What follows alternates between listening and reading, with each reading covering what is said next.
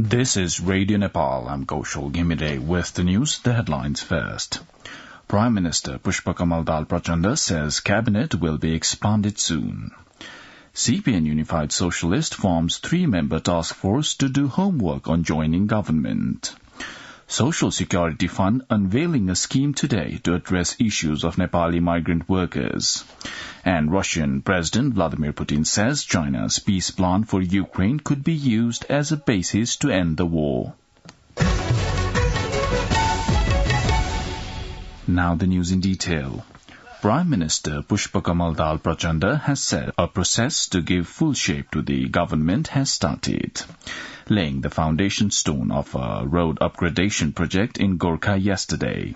Prime Minister Dahal shared that discussion had begun with other parties, including the Nepali Congress, to give full shape to the government. In another context, the Prime Minister further said a meeting was going to be organized among all three tiers of governments with a plan to forward activities in an integrated manner to address people's aspiration of development and prosperity. Meanwhile, the CPN Unified Socialist has formed a 3-member task force to carry out necessary homework for joining the government. Party spokesperson Jagannath Khatiora said a meeting of the party secretariat yesterday formed the task force led by party chair Madhav Kumar Nepal. He further said the task force would discuss the ministerial portfolio for the party and help in formulating the government's plans, policies and programs. Meanwhile, International Day for the Elimination of Racial Discrimination was marked across the world, including Nepal, by organizing various programs yesterday. Addressing a program organized in Kathmandu, Prime Minister Pushpa Kamal Dahal Prachanda assured that the government would act responsibly for the protection of the Dalits' rights. The Prime Minister also vowed to ensure compensation and effective enforcement of the provision of positive discrimination to prepare foundations for the progress of the Dalit community. Prime Minister Dahal further pledged to guarantee the political, economic, social and cultural rights of the Dalit community. In another program yesterday, Prime Minister Dahal unveiled a book entitled Political Representation of Dalit Community, penned by journalist Lakshman Darnau.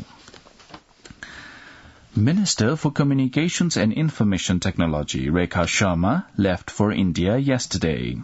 During the visit, Minister Sharma is scheduled to participate in the inauguration of the regional office of the International Telecommunication Union ITU today. Indian Prime Minister Narendra Modi is set to inaugurate the Asia-Pacific Regional Office of ITU in New Delhi. According to the Ministry of Communications and Information Technology, the communication ministers of various countries are attending the program. Minister Sharma will attend the ministerial-level dialogue with ministers from different countries. She is scheduled to hold a bilateral meeting with her Indian counterpart Ashwini Vaishnav tomorrow. The Civil Aviation Authority of Nepal, CAN, has suspended 7 people, including the pilots flying the Twin Otter aircraft of Nepal Airlines Corporation. The 9N-ABT aircraft of the corporation, which took off from Taplejung to Kathmandu on Monday, was found to be carrying 150 more weight than the load sheet of the aircraft. Hence, those responsible were suspended, including the pilots, according to the spokesperson of CAN, Jagannath Nirola. The 2-day national conference on rainwater harvesting concluded by issuing a 5-point Kathmandu declaration yesterday.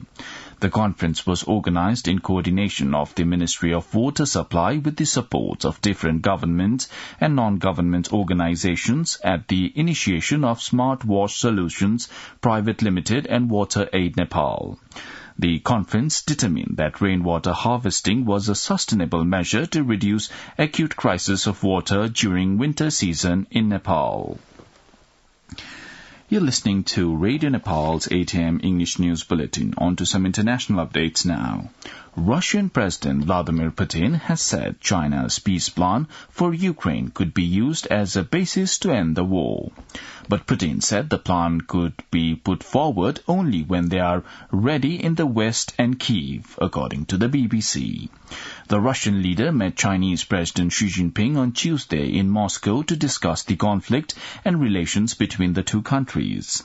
China's plan, published last month, does not explicitly call for Russia to leave Ukraine.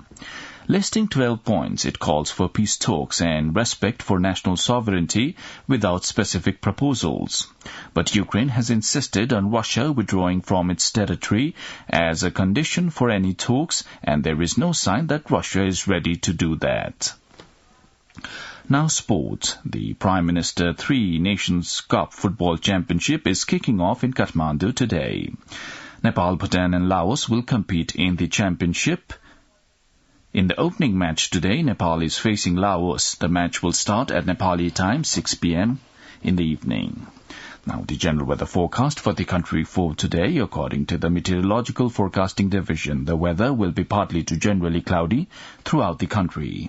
Light to moderate rain with thunder, lightning and gusty wind is likely to occur at a few places of the hilly regions of the country and at one or two places of the rest of the country. With this, we have almost come to the end of this news bulletin, but before wrapping up, let's have a reminder of the headlines once again.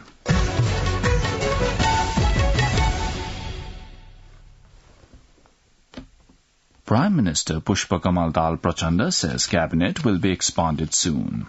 CPN Unified Socialist forms 3-member task force to do homework on joining government. Social Security Fund unveiling a scheme today to address issues of Nepali migrant workers, and Russian President Vladimir Putin says China's peace plan for Ukraine could be used as a basis to end the war. Well, that's all the news we have for this bulletin. Our next bulletin in English will be at 2 in the afternoon. You can also listen to us online at our website www.onlineradionepal.gov.np. Keep listening to Radio Nepal and have a good day.